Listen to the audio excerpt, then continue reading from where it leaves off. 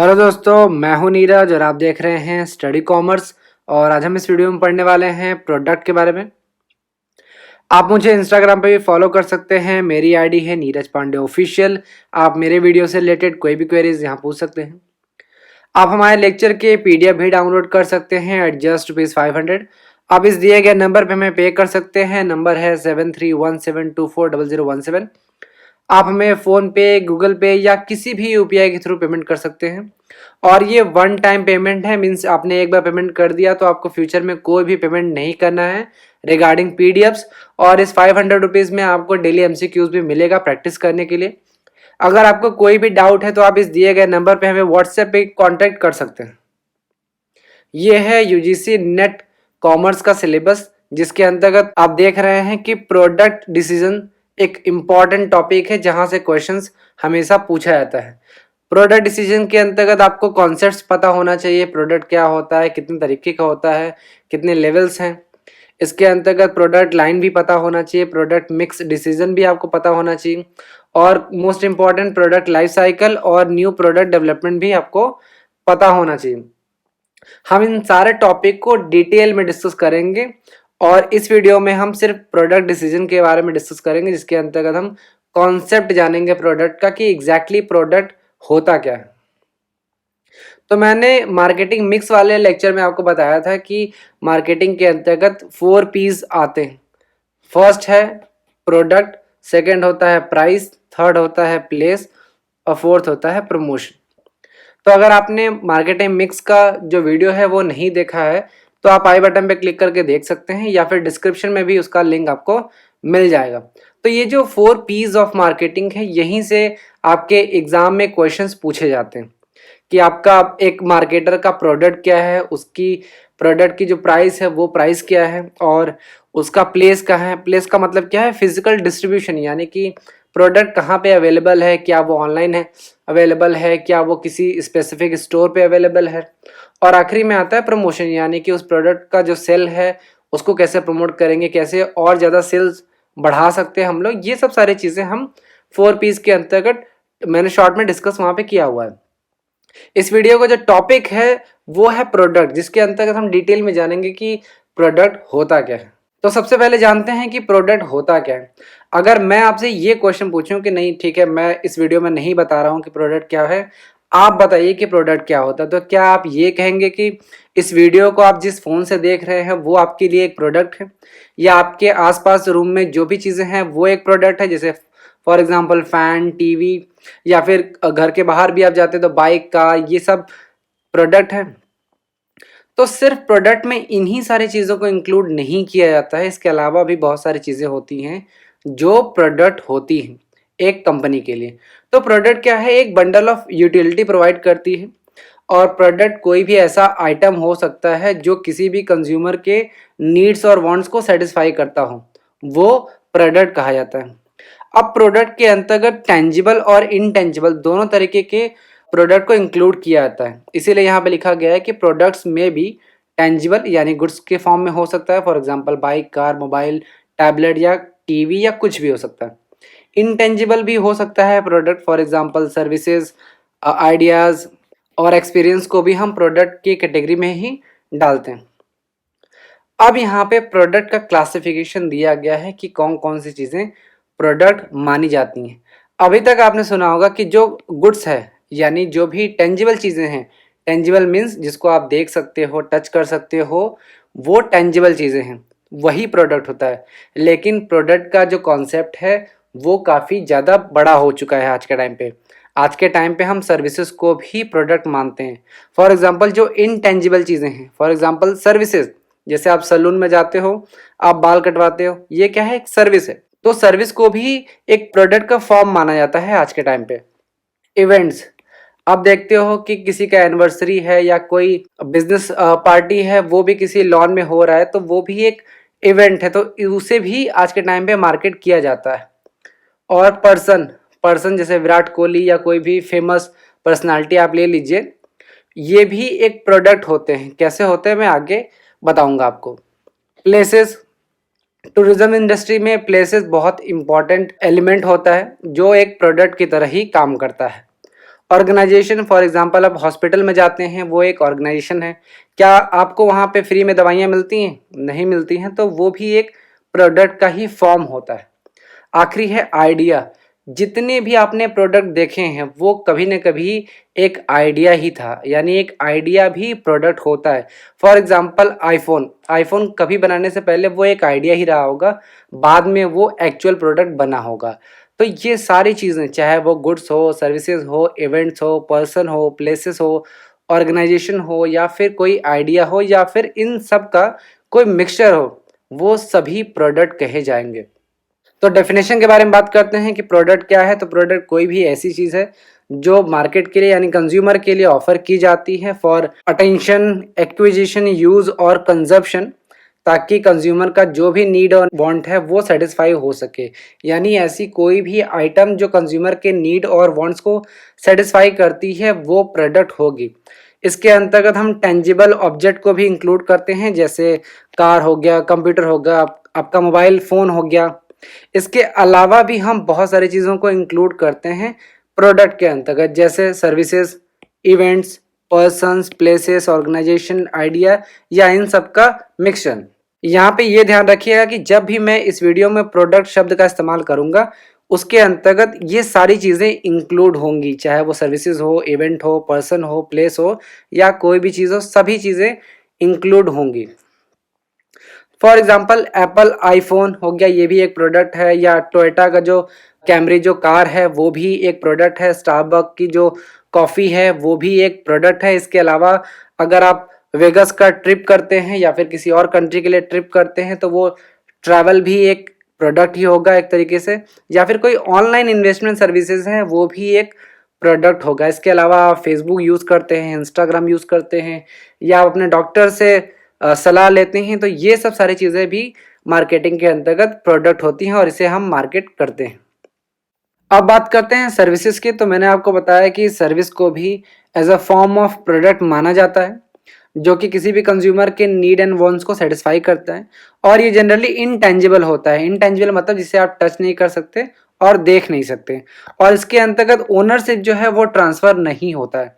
Goods के cases में आपने देखा था कि ओनरशिप ट्रांसफर होता है। फॉर एग्जांपल अगर आपने आईफोन खरीद लिया है तो आईफोन की जो ओनरशिप है वो आपके पास चली जाएगी, लेकिन सर्विस के अंतर्गत ओनरशिप ट्रांसफर नहीं होता है। फॉर एग्जांपल बैंकिंग फैसिलिटीज आप लेते हो, आप बैंक जाते हो, वहाँ पैसे डिपॉजिट करते हो, और जब आपको चाहिए होता है आप पैसे विड्रॉ कर लेते हो, लेकिन बैंक आपका नहीं है, आप सिर्फ सर्विस ले रहे हो और बदले में आप सर्विस चार्जेस दे रहे हो। इसी तरीके से होटल हो गया, एयरलाइन ट्रैवल है, रिटेल है, वायरलेस कम्युनिकेशन है, होम रिपेयर सर्विसेज है। फॉर एग्जांपल आपके घर की बिजली चली गई तो आप इलेक्ट्रिशियन को बुला रहे हो। फॉर एग्जांपल इलेक्ट्रिशियन आपके घर आया तो वो इलेक्ट्रिशियन क्या करेगा, वो आपको सर्विस प्रोवाइड करेगा। तो यहाँ पे सर्विस के अंतर्गत आप ध्यान रखिएगा कि ये इनटेंजिबल होता है और इसके अंतर्गत कोई भी ओनरशिप ट्रांसफर नहीं होती है, और सर्विस को भी एक प्रोडक्ट का फॉर्म ही माना गया है। प्रोडक्ट्स आर अ की element in the overall market offering, यानी ओवरऑल मार्केट ऑफरिंग के अंतर्गत जो प्रोडक्ट होता है वो एक की एलिमेंट होता है, यानी सेंट्रल पॉइंट होता है, और जो भी एक्टिविटीज की जाती हैं वो इन्हीं प्रोडक्ट के आसपास की जाती हैं। जैसे मैंने आपको 4 पीस के अंतर्गत बताया था कि 4 पीस के अंतर्गत फर्स्ट होता है प्रोडक्ट, सेकंड है प्राइस, थर्ड है प्लेस जिसको हम फिजिकल डिस्ट्रीब्यूशन भी कहते हैं, और फोर्थ होता है प्रमोशन।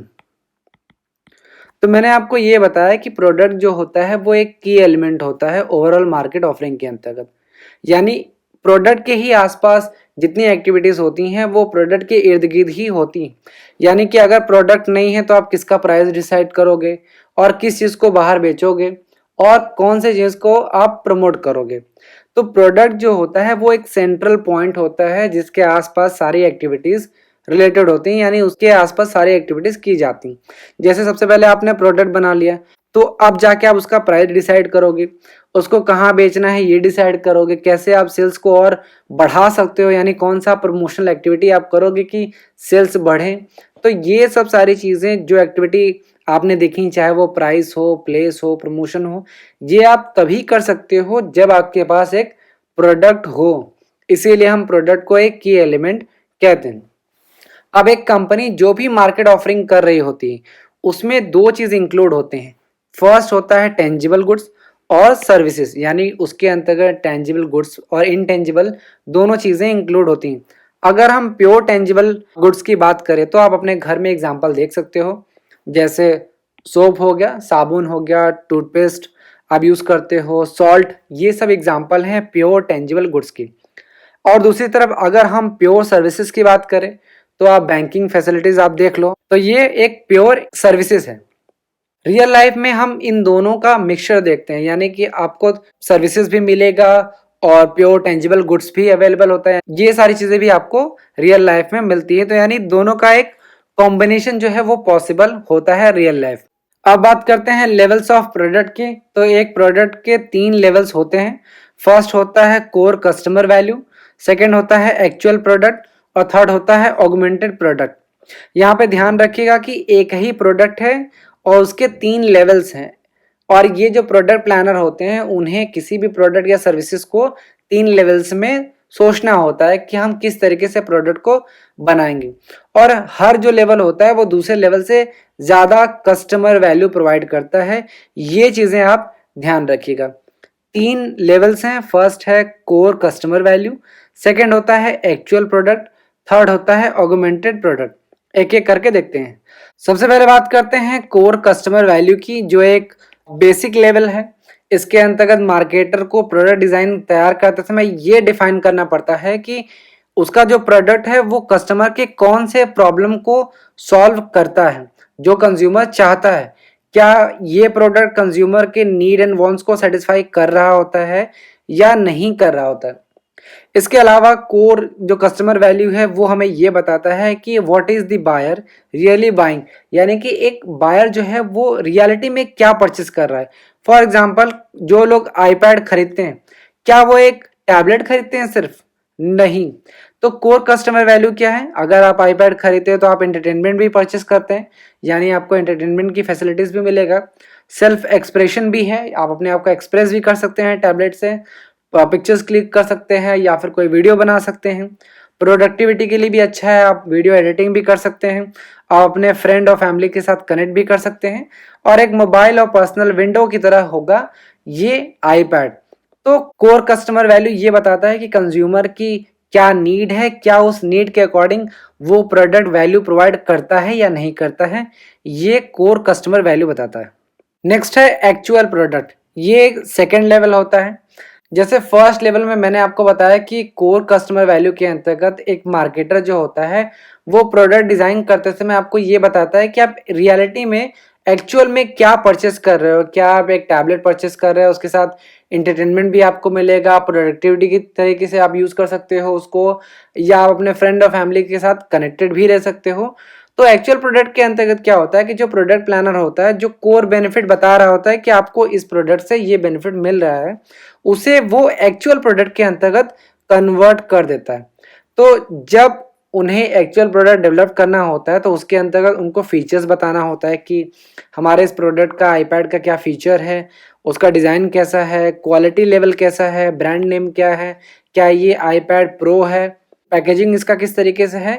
तो इसे हम एक्चुअल प्रोडक्ट कहते हैं। जैसे फॉर एग्जांपल आईपैड जो है वो एक एक्चुअल प्रोडक्ट है, इसका नाम, इसका स्टाइलिंग, फीचर्स, पैकेजिंग, ये सब सारी चीज़ें मिला के एक कोर कस्टमर वैल्यू जो है वो डिलीवर किया जाता है। थर्ड है ऑगमेंटेड प्रोडक्ट। हमने सेकेंड लेवल में ये देखा कि प्रोडक्ट प्लानर जो होते हैं वो कोर बेनिफिट को एक्चुअल प्रोडक्ट में कन्वर्ट करते हैं। अब इतने से ही कोई भी कस्टमर किसी भी प्रोडक्ट को परचेस नहीं करता है, यानी कि कोर प्रोडक्ट को एक्चुअल प्रोडक्ट में कन्वर्ट करने के बावजूद भी कस्टमर को एडिशनल कंज्यूमर सर्विसेज और बेनिफिट प्रोवाइड करना पड़ता है, जिसे हम ऑगमेंटेड प्रोडक्ट कहते हैं। फॉर एग्जांपल, आपने सुना होगा वारंटी की सर्विस आपको मिलती है, क्विक रिपेयर सर्विस मिलती है, या फिर आपको कोई और प्रॉब्लम है तो इंस्ट्रक्शन कार्ड वहाँ पे होता है कैसे उस डिवाइस को यूज़ करना है। तो इन सारे चीज़ों को हम एगमेंटेड प्रोडक्ट कहते हैं। तो अभी आपने लेवल्स ऑफ प्रोडक्ट के बारे में जाना, जिसमें मैंने आपको बताया कि जो भी प्रोडक्ट प्लानर होता है उसे किसी भी प्रोडक्ट को 3 लेवल्स में सोचना होता है कि प्रोडक्ट उसका कैसा है। फर्स्ट होता है कोर कस्टमर वैल्यू, सेकेंड होता है एक्चुअल प्रोडक्ट और थर्ड होता है augmented product. Core customer value के अंतर्गत मैंने आपको बताया कि जो भी मार्केटर होता है जब वो प्रोडक्ट डिज़ाइन कर रहा होता है तो उसे ये आइडेंटिफाई करना होता है कि उसका जो प्रोडक्ट है वो कस्टमर के कौन से प्रॉब्लम को सॉल्व कर रहा है या फिर कस्टमर की नीड एंड वांट्स को वो सेटिस्फाई करेगा या नहीं करेगा। सेकंड है एक्चुअल प्रोडक्ट। जब हम कोर बेनिफिट को एक्चुअल प्रोडक्ट में कन्वर्ट कर देते हैं तो वो एक्चुअल प्रोडक्ट कहा जाता है, चाहे वो प्रोडक्ट का फीचर हो, चाहे डिज़ाइन हो, चाहे उसकी पैकेजिंग हो, चाहे ओवरऑल क्वालिटी लेवल हो, चाहे वो ब्रांड नेम हो, ये सारी चीज़ें एक्चुअल प्रोडक्ट के अंतर्गत आती हैं। थर्ड होता है ऑगमेंटेड प्रोडक्ट। ऑगमेंटेड प्रोडक्ट के अंतर्गत हम एडिशनल सर्विसेज को इंक्लूड करते हैं। जब कस्टमर प्रोडक्ट परचेज कर लेगा तो उसको एडिशनल बेनिफिट क्या मिलेगा, जैसे आफ्टर सेल सर्विस हो गया, वारंटी हो गया, प्रोडक्ट सर्विस हो गया, डिलीवरी या क्रेडिट हो गया, यानी कस्टमर को कितना डिस्काउंट मिल सकता है। ये सब सारी चीज़ें ऑगमेंटेड प्रोडक्ट के अंतर्गत आती हैं। यहाँ पे एक चीज़ ध्यान रखिएगा कि कंज्यूमर किसी भी प्रोडक्ट को ये बंडल ऑफ बेनिफिट्स के रूप में देखता है, यानी उसे एक बंडल दिखाई देता है कि भाई कोर कस्टमर वैल्यू हमें ये मिलता है इस प्रोडक्ट से, हमारी इस जो प्रॉब्लम है उसको ये प्रोडक्ट सॉल्व कर देता है। एक्चुअल जो प्रोडक्ट होता है वो उसके फीचर्स के बारे में वो जान लेता है और जो आर्गुमेंट होता है वो एडिशनल सर्विसेज को दिखाता है और ये सारे जो बंडल ऑफ बेनिफिट्स हैं वो एक साथ कंज्यूमर को दिखाई देते हैं, जिसके वजह से वो अपने नीड एंड वांट्स को सेटिस्फाई कर देता है। अब बात करते हैं प्रोडक्ट क्लासिफिकेशन की। तो प्रोडक्ट और सर्विसेज को हम दो ब्रॉड कैटेगरी में डिवाइड कर सकते हैं। फर्स्ट है कंज्यूमर प्रोडक्ट और सेकंड है इंडस्ट्रियल प्रोडक्ट। यहाँ पे ध्यान रखिएगा कि इसके अलावा यानी कंज्यूमर प्रोडक्ट और इंडस्ट्रियल प्रोडक्ट के अलावा भी बहुत सारी चीज़ें ऐसी हैं जिनको हम प्रोडक्ट के अंतर्गत इंक्लूड करते हैं, जैसे एक्सपीरियंस, ऑर्गेनाइजेशंस, पर्सन, प्लेस और आइडिया। इसके बारे में हम आगे डिस्कस करेंगे। तो सबसे पहले बात करते हैं प्रोडक्ट का क्लासिफिकेशन। तो मैंने आपको बताया कि प्रोडक्ट को दो ब्रॉड कैटेगरी में डिवाइड किया गया है। फर्स्ट इज कंज्यूमर प्रोडक्ट और सेकंड होता है इंडस्ट्रियल प्रोडक्ट। तो सबसे पहले बात करते हैं कंज्यूमर प्रोडक्ट की। तो कंज्यूमर प्रोडक्ट आप सभी जानते हो कि ऐसा प्रोडक्ट होता है जो कंज्यूमर अपने फाइनल कंजप्शन के लिए परचेस करता है, वो कंज्यूमर प्रोडक्ट होता है। अब कंज्यूमर प्रोडक्ट मेनली चार तरीके के हैं। फर्स्ट है कन्वीनियंस प्रोडक्ट, सेकंड है शॉपिंग प्रोडक्ट्स, थर्ड है स्पेशलिटी प्रोडक्ट और फोर्थ और लास्ट है अनसॉर्ट प्रोडक्ट्स। एक एक करके देखते हैं। फर्स्ट बात करते हैं कन्वीनियंस प्रोडक्ट। जैसे नाम से ही पता चल रहा है कि कन्वीनियंस यानी आराम। ऐसा प्रोडक्ट जिसको परचेस करने में आप बहुत ज़्यादा एफर्ट नहीं लगाते हैं, ज़्यादा मेहनत नहीं करते हैं, जो आप आसानी से परचेस कर सकते हैं, वो कन्वीनियंस प्रोडक्ट होते हैं। कन्वीनियंस प्रोडक्ट जो होते हैं वो फ्रिक्वेंटली परचेस किए जाते हैं, जैसे आप लॉन्ड्री डिटर्जेंट हो गया, सर्फ एक्सेल हो गया या न्यूज़पेपर हो गया, फास्ट फूड है, ये सब आप परचेस करते हैं बहुत फ्रिक्वेंटली, इमीडिएटली करते हैं और मिनिमम कंपैरिजन से करते हैं, आप ज़्यादा कंपैरिजन नहीं करते हैं और लेस बाइंग एफर्ट लगाते हैं, आप ज़्यादा एफर्ट भी नहीं लगाते हैं उसको परचेस करने में। और कन्वीनियंस प्रोडक्ट जो होते हैं वो जनरली लो प्राइस होते हैं, काफ़ी सस्ते होते हैं और जो डिस्ट्रीब्यूशन है वो बहुत ज़्यादा होता है, यानी कि वो रेडली अवेलेबल होते हैं, हर जगह मार्केट में आपको मिल जाएंगे। फॉर एग्जांपल अगर आपको टूथपेस्ट चाहिए तो वो आपके बगल के शॉप से ही मिल सकता है। ऐसे प्रोडक्ट को हम कन्वीनियंस प्रोडक्ट कहेंगे। सेकंड है शॉपिंग प्रोडक्ट। शॉपिंग प्रोडक्ट जो होते हैं वो कन्वीनियंस प्रोडक्ट से थोड़ा सा लेस फ्रिक्वेंट होते हैं, यानी कि आप बार बार उसको नहीं खरीदते हैं। फॉर एग्जांपल फर्नीचर हो गया, आप फर्नीचर जो है इतना फ्रिक्वेंटली नहीं परचेस करते हैं। कपड़े हो गए या फिर कोई पुरानी कार है या फिर किचन के अप्लाइंसेस है, चाहे वो फ्रिज हो या फिर अवन हो, ये सब सारी चीज़ें क्या आप बहुत कम यूज़ करते हो। जैसे होटल हो गया या एयरलाइन सर्विसेज हैं, आप प्लेन में कम बैठते हो। तो शॉपिंग प्रोडक्ट वो प्रोडक्ट हैं जो लेस फ्रिक्वेंटली परचेस किए जाते हैं कंज्यूमर के द्वारा और परचेस करने से पहले कंपेयर किए जाते हैं, चाहे वो आप इसका प्राइस कंपेयर करो, क्वालिटी करो, चाहे स्टाइल करो, चाहे सुटेबिलिटी देखो, ये सब सारी चीज़ें आप कंपेयर करते हो बिफोर बाइंग एनीथिंग। एक चीज़ और ध्यान रखिएगा कि शॉपिंग प्रोडक्ट के अंतर्गत आप ज़्यादा टाइम लगाते हो। ज़्यादा टाइम क्यों लगाते हैं? क्योंकि आप इंफॉर्मेशन गैदर करते हो। अगर आप इंफॉर्मेशन गैदर नहीं करोगे तो आप कंपेयर कैसे करोगे? फॉर एग्जांपल आपको कोई सेकंड हैंड कार परचेस करनी, तो क्या आप डायरेक्ट परचेस कर लोगे? नहीं परचेस करोगे, आप कंपेयर करोगे कौन सी कार अच्छी है, तभी आप उसको करोगे। और यहाँ पे जो इसका डिस्ट्रीब्यूशन होता है वो सभी आउटलेट में नहीं होता है, फ्यू आउटलेट्स आप कह सकते हो कि होते हैं जहाँ से आप परचेज कर सकते हो। थर्ड बात करते हैं स्पेशलिटी प्रोडक्ट की। तो स्पेशलिटी प्रोडक्ट वो कंज्यूमर प्रोडक्ट होते हैं जिनमें यूनिक कैरेक्टरिस्टिक्स पाए जाते हैं, यानी कि वो उनकी अलग ही एक पहचान होती है, ब्रांड आइडेंटिफिकेशन होता है और उसको परचेस करने के लिए स्पेशल परचेस एफर्ट लगाना होता है। फॉर एग्जांपल लैम्बोर्गिनी कार जो है वो एक स्पेशलिटी प्रोडक्ट है। यहाँ पे ध्यान रखिएगा कि स्पेशलिटी प्रोडक्ट के अंतर्गत आप जनरली कंपेयर नहीं करते हो, क्योंकि आपको वो दिल से पसंद है, आपको वो ब्रांड दिल से पसंद है, इसलिए आप उसको कंपेयर नहीं करते। कुछ एग्जांपल दिया है कि जैसे स्पेसिफिक ब्रांड के कुछ कार जैसे लैम्बोर्गिनी, बुगाटी, ये सब सारी चीज़ें, महंगे फोटोग्राफी इक्विपमेंट हो गए, महंगे डिज़ाइनर कपड़े हो गए, ये सब सारे एग्जांपल हैं स्पेशलिटी प्रोडक्ट के। यहाँ पे ध्यान रखिएगा कि buyer normally do not compare speciality products. Speciality product को कंज्यूमर जनरली कंपेयर नहीं करता है बिफोर बाइंग। आखिरी है अनसॉर्ट प्रोडक्ट। अनसॉर्ट वो कंज्यूमर प्रोडक्ट हैं जिनके बारे में कंज्यूमर को कुछ भी पता नहीं होता है, या फिर अगर उसको पता है तो भी उसको कंसीडर नहीं करता है परचेस करने के लिए। अब मैंने आपको बताया कि अनसॉर्ट प्रोडक्ट वो प्रोडक्ट होते हैं जिनको जनरली कंज्यूमर उनके बारे में उसको नहीं पता होता है, या फिर अगर पता भी होता है तो भी उसको वो परचेस नहीं करता है।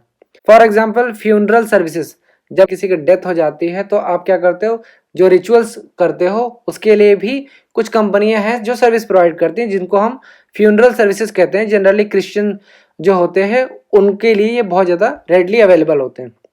तो फ्यूनरल सर्विसेज के बारे में ज़्यादातर कंज्यूमर को पता नहीं है, और दूसरे कुछ ऐसे प्रोडक्ट हैं जिनके बारे में कंज्यूमर को पता है पर फिर भी वो नहीं परचेज करते हैं। जैसे फॉर एग्जांपल लाइफ इंश्योरेंस, आप सभी को, मुझे सभी को पता है कि लाइफ इंश्योरेंस होता है, बट जनरली हम इसको ऑप्ट नहीं करते हैं। इसी तरीके से ब्लड डोनेशन, हमें भी पता है, आपको भी पता है कि ब्लड डोनेशन जो है वो एक अच्छी चीज़ है, हमें करना चाहिए, लेकिन जनरली हम नहीं करते।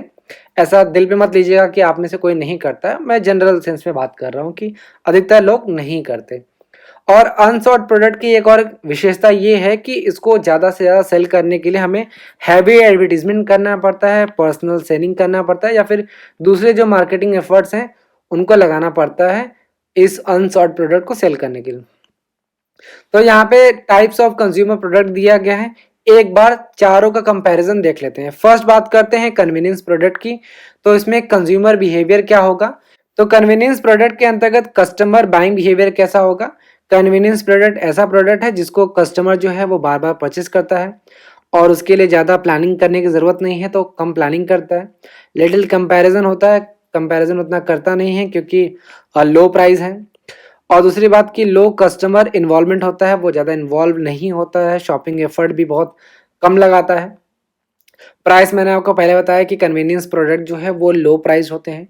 डिस्ट्रीब्यूशन की बात करें तो ये वाइड स्प्रेड डिस्ट्रीब्यूशन होता है, यानी कन्वीनियंट लोकेशन में आपको आसानी से आपका प्रोडक्ट मिल जाएगा। जैसे टूथपेस्ट, मैगजीन या लॉन्ड्री डिटर्जेंट जो है वो एग्जाम्पल है कन्वीनियंस प्रोडक्ट के। प्रमोशन की बात करें तो मास प्रमोशन होता है बाय प्रोड्यूसर, जो प्रोड्यूसर होता है उसके द्वारा बड़े पैमाने पे प्रमोशन किया जाता है ताकि सेल्स को बढ़ाया जा सके। दूसरा मैंने आपको बताया शॉपिंग प्रोडक्ट के बारे में। शॉपिंग प्रोडक्ट के अंतर्गत जो कंज्यूमर बिहेवियर है वो क्या है, लेस फ्रिक्वेंट परचेस, यानी कंज्यूमर जो है वो कम परचेस करता है और इसके लिए थोड़ी प्लानिंग करता है और थोड़ी शॉपिंग एफर्ट भी लगाता है। और इसके अंतर्गत जो इंपॉर्टेंट चीज़ें हैं वो कंपैरिजन है, वो ब्रांड, प्राइस, क्वालिटी, स्टाइल सबको कंपेयर करता है तभी परचेस करता है। फॉर एग्जांपल टेलीविज़न, अगर किसी कंज्यूमर को टेलीविज़न परचेस करना है तो वो सभी जो ब्रांड है अवेलेबल हैं उन सबका कंपैरिजन करेगा तभी परचेस करेगा। शॉपिंग प्रोडक्ट है वो जनरली हायर प्राइसेस के होते हैं, थोड़े महंगे होते हैं compare to convenience product. Distribution की बात करें तो सेलेक्टिव डिस्ट्रीब्यूशन होता है, यानी कम आउटलेट्स होते हैं, हर जगह आपको अवेलेबल नहीं होगा। प्रमोशन की बात करें तो एडवर्टाइजिंग और पर्सनल सेलिंग होता है both by producer and reseller. Example मैंने आपको बताया कि अप्लायंसेस हो सकता है, फर्नीचर, कपड़े, टेलीविजन, ये सब एग्जाम्पल हैं शॉपिंग प्रोडक्ट के। तीसरा है स्पेशलिटी प्रोडक्ट। स्पेशलिटी प्रोडक्ट के अंतर्गत मैंने आपको बताया था कि स्ट्रॉन्ग ब्रांड प्रेफरेंस होता है, यानी अगर आपको एप्पल पसंद है तो आप एप्पल ही परचेस करोगे और जनरली इसमें जो कस्टमर होते हैं वो लॉयल होते हैं। और स्पेशल परचेज एफर्ट करते हैं। फॉर एग्जांपल लग्जरी गुड खरीदना है, जैसे रोलेक्स वॉच है या फिर आईफोन हो गया या फिर BMW हो गया या फिर लैम्बोर्गिनी कार हो गई, इसको परचेस करने के लिए आपको स्पेशल परचेज एफर्ट लगाना होगा। और आप लिटिल कंपैरिजन करते हैं, आप कंपैरिजन बिल्कुल नहीं करते हैं या बहुत कम करते हैं। और दूसरी इंपॉर्टेंट यहाँ पे चीज लिखी गई है लो प्राइस सेंसिटिविटी। आप शॉपिंग प्रोडक्ट में देखो वहाँ हाई प्राइस सेंसिटिविटी होता है। फॉर एग्जांपल मैंने आपको बताया कि अगर आप टीवी खरीदोगे तो आप प्राइस को कंपेयर करोगे, लेकिन स्पेशलिटी प्रोडक्ट में क्या होता है कि लो प्राइस सेंसिटिविटी होता है। इसका मतलब ये है कि आप प्राइस को इग्नोर कर देते हो परचेस करने में। आप प्राइस का कोई मैटर नहीं होता, अगर आपको ज़्यादा प्राइस भी देना है तो भी आप देने के लिए तैयार होते हो। प्राइस कोई कंसर्न नहीं होता है, जिसे हम लो प्राइस सेंसिटिविटी कहते हैं। प्राइस की बात करें तो स्पेशलिटी प्रोडक्ट जनरली काफ़ी महंगे होते हैं। और इसका डिस्ट्रीब्यूशन की बात करें तो एक्सक्लूसिव डिस्ट्रीब्यूशन होता है, यानी बहुत ही कम या इक्का दुक्का आप कह सकते हो कि पर मार्केट एरिया में इसके सिर्फ एक या दो ही आउटलेट्स पाए जाते हैं। प्रमोशन की बात करें तो इसमें सिर्फ टारगेटेड ऑडियंस को प्रमोशन के लिए टारगेट किया जाता है, क्योंकि इसके जो कस्टमर हैं वो बहुत ज़्यादा नहीं होते हैं और ये प्रोड्यूसर और रिसेलर जो है दोनों प्रमोशन करते हैं। एग्जाम्पल मैंने आपको बता दिया लग्जरी गुड्स जैसे Rolex watch, fine crystals, diamond, ये सब एग्जाम्पल हैं स्पेशलिटी प्रोडक्ट के। आखिरी बात करते हैं अनसॉर्ट प्रोडक्ट की। अनसॉर्ट प्रोडक्ट वो प्रोडक्ट होते हैं जिनके बारे में कस्टमर को या तो पता नहीं होता है या पता होता है फिर भी वो परचेज नहीं करते हैं, जैसे लाइफ इंश्योरेंस हो गया या फिर ब्लड डोनेशन हो गया। ये सब सारी चीज़ें अनसॉर्ट प्रोडक्ट के पार्ट।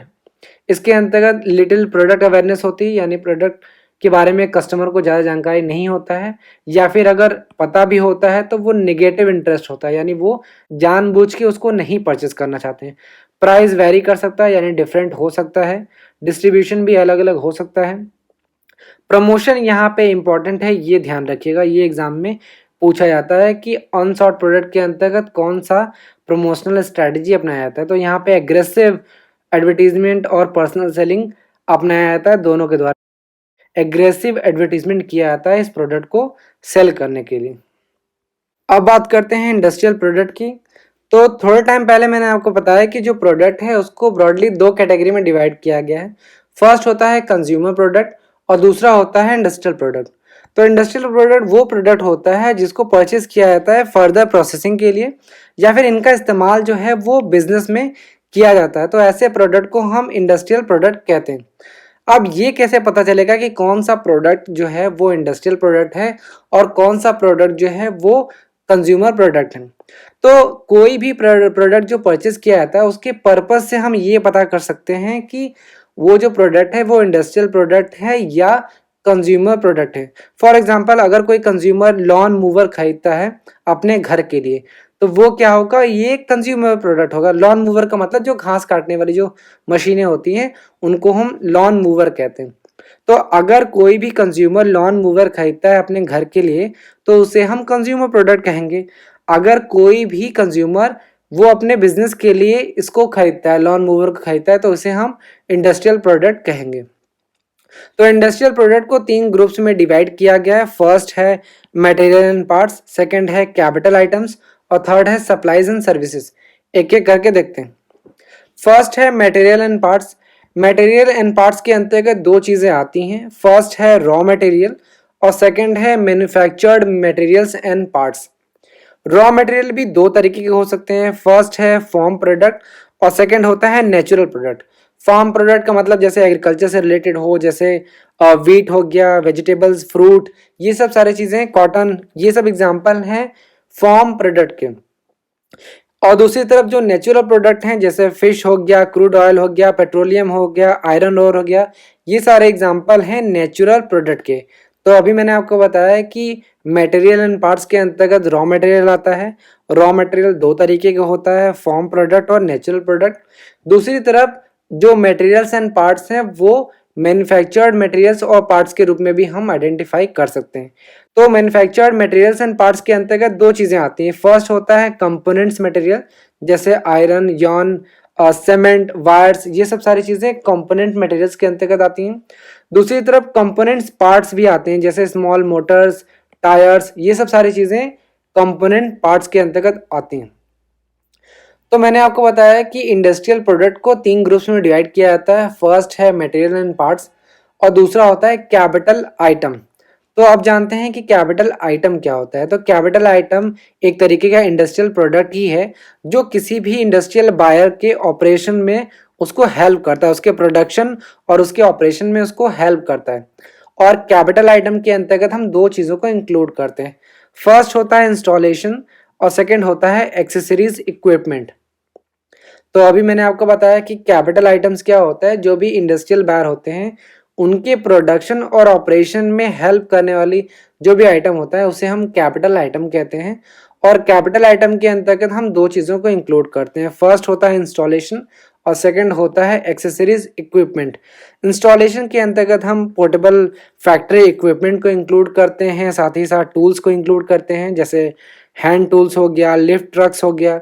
इसके अलावा ऑफिस इक्विपमेंट हो गया जो ऑफिस में यूज़ होते हैं, जैसे ऑफिस में आप देखते हो कंप्यूटर यूज़ होता है, फैक्स मशीन यूज़ होता है, डेस्क वगैरह हो गया। तो इन सारी चीज़ों को भी हम कैपिटल आइटम के अंतर्गत इंक्लूड करते हैं। दूसरी तरफ एक्सेसरीज इक्विपमेंट को इंक्लूड करते हैं कैपिटल आइटम के अंतर्गत। जैसे पोर्टेबल फैक्ट्री इक्विपमेंट और टूल्स के अंतर्गत हम देखते हैं हैंड टूल्स हो गया, लिफ्ट ट्रक हो गया। ऑफिस इक्विपमेंट में हमने देखा कि फैक्स हो गया, कंप्यूटर हो गया, फैक्स मशीन हो गया, डेस्क हो गया। तो ये सब एक्सेसरीज इक्विपमेंट होती हैं। तो मैंने अभी आपको बताया कि 3 ग्रुप्स ऑफ इंडस्ट्रियल प्रोडक्ट्स होते हैं। फर्स्ट होता है मटेरियल एंड पार्ट्स, सेकंड होता है कैपिटल आइटम और थर्ड होता है सप्लाईज एंड सर्विसेज। तो अब बात करते हैं सप्लाईज और सर्विसेज की। तो सबसे पहले बात करते हैं सप्लाईज की। सप्लाईज के अंतर्गत हम ऑपरेटिंग सप्लाईज और रिपेयर और मेंटेनेंस आइटम को इंक्लूड करते हैं, यानी इसके अंतर्गत भी दो चीज़ें आती हैं। 2-3 बार इस वीडियो को देखिएगा तो आपको सारी चीज़ें समझ में आ जाएंगी। तो ऑपरेटिंग सप्लाईज के अंतर्गत जो भी ऑपरेशन को चलाने में हेल्प करती हैं, जैसे लुब्रिकेंट। लुब्रिकेंट एक तरीके से आप मोबिल या ऑयल कह सकते हो जो यूज़ किया जाता है। कोल हो गया, पेपर हो गया, पेंसिल हो गया, ये सब सारी चीज़ें ऑपरेटिंग सप्लाईज के अंतर्गत आती हैं। दूसरी तरफ रिपेयर एंड मेंटेनेंस आइटम के अंतर्गत पेंट हो गया, नेल्स हो गया या झाड़ू ब्लूम्स जो हो गया, ये सब सारी चीज़ें इंक्लूड की जाती हैं सप्लाईज के अंतर्गत। यहाँ पे ये ध्यान रखिएगा कि सप्लाईज जो हैं एक तरीके की कन्वीनियंट प्रोडक्ट हैं, यानी जिनको परचेस करने के लिए आप मिनिमम एफर्ट लगाते हो, मिनिमम प्रयास करते हो और मिनिमम कंपैरिजन करते हो बिफोर परचेजिंग दिस प्रोडक्ट। अब बात करते हैं सर्विसेज की। तो सर्विसेज के अंतर्गत मेंटेनेंस और रिपेयर सर्विसेज को इंक्लूड किया जाता है। जैसे आपका कंप्यूटर बिगड़ गया तो कंप्यूटर रिपेयर सर्विसेज आप इंक्लूड करते हो, विंडो क्लीनिंग सर्विसेज आप लेते हो। तो ये सब सारी चीज़ें सर्विसेज के अंतर्गत इंक्लूड की जाती हैं। यहाँ पे ध्यान रखिएगा कि सप्लाईज एंड सर्विसेज के अंतर्गत जो सर्विस होती है वो जनरली कॉन्ट्रैक्ट बेसिस पे की जाती हैं। जैसे अगर आप कंप्यूटर रिपेयर के लिए कोई इंजीनियर हायर कर रहे हो तो वो भी एक कॉन्ट्रैक्ट बेसिस पे होगा, 4 साल 5 साल या कुछ सालों के लिए कॉन्ट्रैक्ट पे होगा। तो अभी मैंने आपको बताया कि प्रोडक्ट के अंतर्गत टेंजिबल प्रोडक्ट और सर्विसेज को भी इंक्लूड किया जाता है। तो सिर्फ टेंजिबल प्रोडक्ट और सर्विसेज को ही इंक्लूड नहीं किया जाता है। आज के टाइम पे जो मार्केटर हैं उन्होंने प्रोडक्ट का जो कॉन्सेप्ट है वो वाइड कर दिया है, काफ़ी विस्तृत कर दिया है और उसके अंतर्गत हम एक्सपीरियंस को, ऑर्गेनाइजेशंस को, पर्सन को, प्लेस और आइडियाज़ को भी हम इंक्लूड करते हैं। यानी ये सब सारी चीज़ें भी एज अ प्रोडक्ट मानी जाती हैं। तो सबसे पहले बात करते हैं एक्सपीरियंस की। तो एक्सपीरियंस को हमेशा से एक इम्पॉर्टेंट पार्ट माना गया है of marketing for some companies. कुछ कंपनियों के लिए एक्सपीरियंस को एक इम्पॉर्टेंट पार्ट माना गया है मार्केटिंग का। फॉर एग्जांपल डिज्नी, आपने डिज्नी के मूवीज़ देखे होंगे या थीम पार्क के बारे में सुना होगा। तो यहाँ पे जाके आपको एक्सपीरियंस मिलता है, आप पैसे देकर टिकट परचेज करते हो और अच्छी 3D मूवीज़ आप देखते हो या थीम पार्क को आप एक्सप्लोर करते हो। तो आज के टाइम पे एक्सपीरियंस को भी बेचा जाता है। तो इस तरीके से एक्सपीरियंस को भी एक प्रोडक्ट के रूप में आज के टाइम पे देखा जा रहा है। इसी तरीके से कुछ और एग्जांपल हैं, जैसे स्टारबक्स एक्सपीरियंस। आप स्टारबक्स जाते हो तो आप सिर्फ वहाँ कॉफ़ी नहीं पीते हो, बल्कि वहाँ पे जब कॉफ़ी बनती है तो उसकी स्मेल आपको वहाँ अट्रैक्ट करती है। जब कॉफ़ी बनती है तो जो हिसिंग स्टीम साउंड होती है वो भी आपको अट्रैक्ट करती है। कंफर्टेबल जो वहाँ के चेयर होती है, तो ये सारी जो स्टारबक्स की जो एम्बियंस है, जो वहाँ का इन्वायरमेंट होता है वो आपको अट्रैक्ट करता है, यानी वहाँ पर आपको एक अच्छा एक्सपीरियंस देता है। स्टारबक्स के बारे में ये कहा जाता है कि जो कस्टमर होते हैं वो स्टारबक्स को थर्ड प्लेस के रूप में देखते हैं, यानी फर्स्ट प्लेस उनका घर होता है, दूसरा वर्क होता है और तीसरा जो प्लेस है उनके लिए बेस्ट होता है वो स्टारबक्स होता है, जहाँ पे वो बात करते हैं और एक तरीके का सेंस ऑफ कम्युनिटी होता है जहाँ पे लोग अपनी बातें को शेयर करते हैं। यानी ओवरऑल जो एक्सपीरियंस होता है वो यहाँ पे स्टारबक्स के बारे में बताया गया है। अब बात करते हैं ऑर्गेनाइजेशंस की। तो ऑर्गेनाइजेशन कई बार ऐसी एक्टिविटी करती हैं जिससे वो अपने आप को ही सेल कर रही होती हैं। जैसे हम लार्ज प्रॉफिट फर्म्स के बारे में बात करें तो आपको पता ही होगा गूगल कितनी बड़ी कंपनी है, टारगेट अमेरिका की कंपनी है, पीएनजी आपने देखा है, टोयोटा, माइक्रोसॉफ्ट, ये सारी जो एग्जांपल हैं वो एक ऑर्गेनाइजेशन के एग्जांपल है। तो आज के टाइम पे ऑर्गेनाइजेशन को भी हम एक प्रोडक्ट के रूप में देखते हैं। अगर हम बात करें नॉट फॉर प्रॉफिट ऑर्गेनाइजेशन की, जैसे कॉलेज हो गया जिसको हम ये मानते हैं कि ये प्रॉफिट जनरेट करने के लिए नहीं बनाई गई हैं, हॉस्पिटल, म्यूजियम, ऑर्केस्ट्रास बात करें या फिर चर्चेस की बात करें, मंदिरों की बात करें, तो ये भी आज के टाइम पे एक प्रोडक्ट हो चुकी हैं। जैसे हॉस्पिटल है, आप हॉस्पिटल में फ्री में इलाज नहीं करा सकते, उसके लिए भी आपको चार्ज देना पड़ेगा। तो ऑर्गेनाइजेशन को भी एक तरीके का प्रोडक्ट ही माना गया। नेक्स्ट बात करते हैं पीपल। तो पीपल को भी आज के टाइम पे एज अ प्रोडक्ट ट्रीट किया गया है, यानी पीपल को भी एक प्रोडक्ट माना गया है। और जो लोग हैं वो इन्फ्लुएंशियल जो लोग हैं वो प्रोडक्ट को इन्फ्लुएंस करते हैं, यानी कि वो दूसरे प्रोडक्ट को प्रमोट करते हैं, वो उसके सेल्स को बढ़ाने में हेल्प करते हैं। फॉर एग्जांपल जितने भी बड़े बड़े जो इन्फ्लुएंशियल पर्सन हैं, जैसे प्रेसिडेंट हो गए, कोई भी एंटरटेनर है और स्पोर्ट्स पर्सन है, फॉर एग्जांपल विराट कोहली हैं, वो रॉन्ग जो ब्रांड है उसको प्रमोट करते हैं। तो उस ब्रांड को प्रमोट करने से क्या होता है कि बाद में जो कस्टमर होता है वो उस प्रोडक्ट को परचेज करता है। तो अल्टीमेट तरीके से आप देख रहे हो कि वो किसी भी कंज्यूमर के बिहेवियर को चेंज कर रहे होते हैं, तो इस तरीके से सेल बढ़ता है। तो इस तरीके से हम ये कह सकते हैं कि जो इन्फ्लुएंशियल पीपल है वो भी आज के टाइम पे एज अ प्रोडक्ट है। नेक्स्ट है प्लेस। तो आज के टाइम पे प्लेस को भी एक प्रोडक्ट की तरह ट्रीट किया गया है जिसे हम बेच सकते हैं। जैसे अमिताभ बच्चन जब ये ऐड करते हैं कि कुछ दिन तो गुजारो गुजरात में, तो आप वहां जाते हो और टूरिज्म को प्रमोट कर रहे होते हो। तो प्लेस को भी आज के टाइम पे प्रोडक्ट माना गया है। प्लेस कोई भी हो सकता है, सिटीज, स्टेट, रीजन या कोई भी नेशन, इंटायर नेशन भी प्लेस है जो टूरिज्म को अट्रैक्ट करता है, नए नए रेजिडेंट्स को अट्रैक्ट करता है, कन्वेंशंस जो हैं उनको अट्रैक्ट करता है, कंपनी, ऑफिसेज, फैक्ट्रीज को आप अट्रैक्ट करते हैं। तो प्लेस को भी आज के टाइम पे हम प्रोडक्ट ट्रीट करते हैं। नेक्स्ट है आइडियाज। तो आइडियाज को भी मार्केट किया जा सकता है। जैसे मैंने आपको बताया कि जितने भी प्रोडक्ट आपने अभी देखे वो एक टाइम पे आइडिया ही था। जैसे फॉर एग्जांपल आईपैड हो गया, BMW हो गया, लैम्बोर्गिनी हो गया, वो एक टाइम पे जस्ट आइडिया था, वो रियलिटी में कोई प्रोडक्ट नहीं था, एग्जिस्टेंस उसका नहीं था, लेकिन एक आइडिया से एक प्रोडक्ट बनाया गया। तो कोई भी आइडिया एक टाइम पे प्रोडक्ट बनाया जा सकता है। तो आइडिया को भी हम मार्केट कर सकते हैं, इसीलिए हम आइडिया को भी हम प्रोडक्ट की तरह ट्रीट करते हैं। जैसे जनरल आइडिया ब्रशिंग, आप देखो अगर आप अपने दांत को साफ करना चाहते हो तो इसमें कुछ नहीं है, नॉर्मल चीज़ है, लेकिन आप इसको एक स्पेसिफिक आइडिया बना सकते हो। जैसे अमेरिका की एक कंपनी है क्रेस्ट, जैसे इंडिया में आप देखते हो कोलगेट, पेप्सोडेंट है, उसी तरीके से अमेरिका की एक टूथपेस्ट कंपनी है क्रेस्ट। इसने बोला है कि अगर आप हमारा टूथपेस्ट यूज़ करोगे तो ये आपकी जो दांत है वो हेल्दी होगी, आपकी लाइफ बहुत ब्यूटीफुल होगी और सारी चीज़ें अच्छी अच्छी होंगी। मतलब ये एक एडवर्टीजमेंट का, प्रमोशन का एक तरीका है, यहाँ पे आप क्रेस्ट का एग्जाम्पल देख सकते हैं। तो अभी मैंने आपको जो भी प्रोडक्ट के बारे में बताया उससे आप ये समझ सकते हैं कि प्रोडक्ट के अंतर्गत क्या क्या इंक्लूड किया जाता है।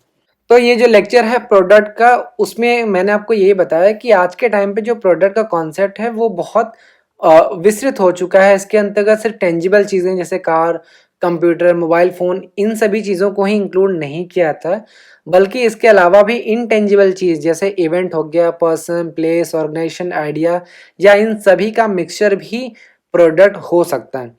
तो उम्मीद है आपको प्रोडक्ट के बारे में डिटेल में समझ में आया होगा। आने वाले वीडियोस में हम प्रोडक्ट लाइन और प्रोडक्ट लाइफ साइकिल को भी डिटेल में डिस्कस करेंगे। उम्मीद है आपको ये वीडियो पसंद आया होगा। Thank you.